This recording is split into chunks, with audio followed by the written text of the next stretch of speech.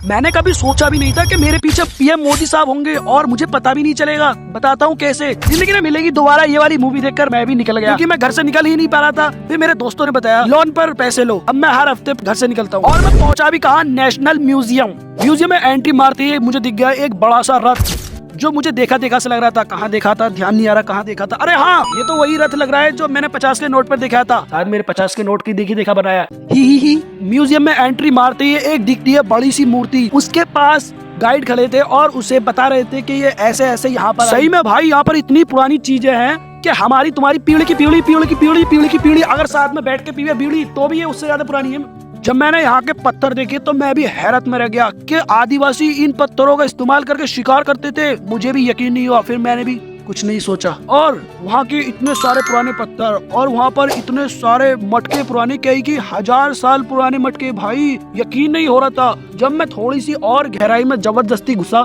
जब मुझे पता चला वहाँ पर एक ढांचा भी था। भाई उसके हाथ पैरों में तो सोने लग रहे थे। वो ढांचा किसका था शायद मैं नोटिस नहीं कर पाया, लेकिन वहाँ पर हर चीजों की जानकारी दी गई थी। पुराने जमाने का कल्चर, नेचर कैसे होता था, मतलब लोग कैसे सामान के बदले सामान लेन देन करते थे, वहाँ पर सब चीजें थी। वहाँ पर मशीनें कैसे यूज करते थे लोग, सब चीजें थी वहाँ पर। और उसके बाद वहाँ से निकलने के बाद मैंने एक बहुत डेंजर मूर्ति देखी जो इजिप्ट में मौजूद थी, वो यहाँ पर भी है। यहाँ पर सभी चीजें बहुत ज्यादा पुरानी और बहुत एंटीक पीस है। फिर मैं थोड़ी और आगे बढ़ा तो मैंने देखा हाथी के दांत पर इतनी अच्छी तरीके से डिजाइन किया गया था। भाई यकीन ही नहीं हो रहा था कि ये पुराने जमाने के लोगों ने डिजाइन किया है। जो ये तुम्हें छोटा सा महल दिख रहा है ना, संगे मलमल के पत्थर से बना हुआ है ये। और ये बराबर में राजा का सिंहासन है। भाई इस पर बैठते थे और उसके बराबर में ये सिंहासन के पाए हैं। और वहाँ पर तो हुक्के भी थे भाई, जो हमारे जमाने में हुक्के चलते हैं ये तो कुछ भी नहीं। यहाँ के हुक्के तो और अच्छे थे। और वहाँ पर लूडो खेलने के लिए भी सब कुछ था। चेस, लूडो खेलने वाले पुराने जमाने में कैसे चेस लूडो खेलते थे लोग, वो भी सब चीजें थी। गोटियां भी थी।